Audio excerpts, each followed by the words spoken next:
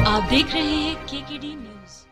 नमस्कार, KKD news में आपका स्वागत है। मैं हूं आपके साथ नम्रता शर्मा। ये नजर डालते हैं खबरों पर। शिक्षा नीति 2020 के अंतर्गत भारतीय ज्ञान परंपरा विविध संदर्भ विषय पर 2 दिवसीय कार्यशाला का आयोजन 27-28 फरवरी 2024। इस विषय पर मुख्यमंत्री डॉक्टर मोहन यादव ने पत्रकारों से चर्चा में बताया कि 2 दिवसीय कार्यशाला हमारे उच्च शिक्षा विभाग हिंदी ग्रंथ अकादमी के द्वारा आयोजित की गई थी।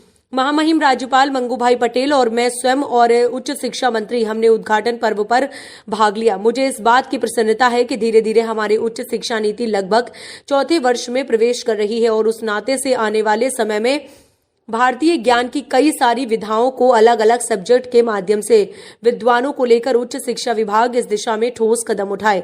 आगामी शैक्षणिक सत्र में इसकी अत्यंत आवश्यकता होगी। मुझे इस बात का संतोष है कि विभाग बहुत अच्छे से अपना कार्य कर रहा है। यहाँ मैं इस बात को भी रेखांकित किया है कि जो विश्वविद्यालय हमारे बाहर भारत के बाहर भी आकर के शिक्षा के मामले में अपनी साथ बनाए विभाग की जो आवश्यकता होगी, जो जरूरतें होंगी, शासन उसके साथ खड़ा है।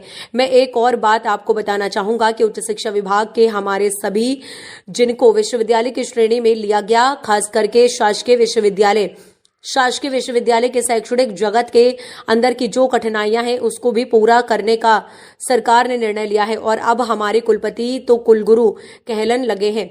मुझे इस बात का संतोष है कि उच्च शिक्षा विभाग अपनी शाखा बनाता जा रहा है। मेरी अपनी ओर से सभी को बधाइयां। जी एवं सम्मानीय अतिथिगणों का हम हार्दिक स्वागत अभिनंदन करते हैं और आग्रह करना चाहेंगे सम्मानीय अतिथिगणों से कि कार्यक्रम में सबसे पहले मणि रूपी दीप को प्रज्वलित कर आज की इस अनूठी कार्यशाला का शुभारंभ करने की कृपा करें। भारतीय ज्ञान परंपरा विविध संदर्भ कार्यशाला का शुभ।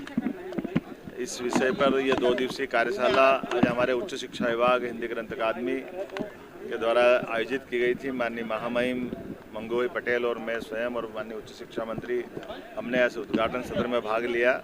मुझे इस बात की प्रसन्नता है कि धीरे धीरे हमारी उच्च शिक्षा नीति लगभग 4थे वर्ष में प्रवेश कर रही है और उस नाते से आने वाले समय में भारतीय ज्ञान की कई सारी विधाओं को अलग अलग सब्जेक्ट के माध्यम से विद्वानों को लेकर के उच्च शिक्षा विभाग इस दिशा में ठोस कदम उठाए।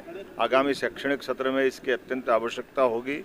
मुझे इस बात का संतोष है कि विभाग बहुत दक्षता के साथ अपना काम कर रहा है। यहाँ मैंने इस बात को भी रेखांकित किया है कि जो विश्वविद्यालय हमारे बाहर भारत के बाहर भी आकर के शिक्षा के मामले में अपनी साख बनाए, विभाग की जो आवश्यकता होगी, जो ज़रूरतें होगी, शासन उनके साथ खड़ा है। मैं एक और बात आपको बताना चाहूँगा कि उच्च शिक्षा विभाग के हमारे सभी जिनको विश्वविद्यालय की श्रेणी में लिया गया, खास करके शासकीय विश्वविद्यालय के शैक्षणिक जगत के अंदर की जो कठिनाइयाँ उसको भी पूरा करने का सरकार ने निर्णय किया है और अब हमारे कुलपति तो कुलगुरु कहलाने जाने लगे हैं। मुझे इस बात का संतोष है कि उच्च शिक्षा विभाग लगातार अपनी साख बनाता जा रहा है। मेरी अपनी ओर से बधाई। जनता के जाने को, लेकिन भगवान भी जानते हैं और वो भी जानते हैं कि हमारा भला नहीं होने वाला, भगवान उनका भला नहीं करने वाले हैं। ये राहुल गांधी स्वयं जानते हैं, लेकिन राजनीतिक कार्यक्रम करने का उनका अधिकार करते हैं। आदिवासी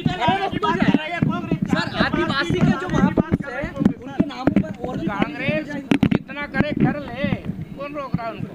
भारतीय जनता पार्टी अपनी तैयारी के साथ में, अपने कैडर के साथ में, जनता में विश्वास के साथ में लोकसभा चुनाव में उतरेगी और एनडीए 400 से ऊपर सीट लाने वाला है। हम सब सामने दिख जाए। सर, आदिवासियों के जो महापुरुष देखिए, भारतीय जनता पार्टी की सरकार ने देश में भी और मध्य प्रदेश में भी सभी वर्गों के महापुरुषों को सम्मान देने का काम किया है।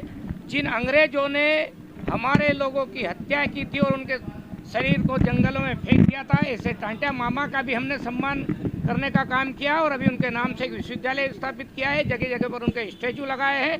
चाहे आदिवासी समाज हो, चाहे अन्य महापुरुष हो, सब वर्गों के महापुरुषों को सम्मान देने का काम भारतीय जनता पार्टी की सरकार करेगी और भारत की परंपरा, भारत के शौर्य और पराक्रम को प्रदर्शित करने का इतिहास भी फिर से बच्चों को पढ़ाने का काम हमारी सरकार करेगी।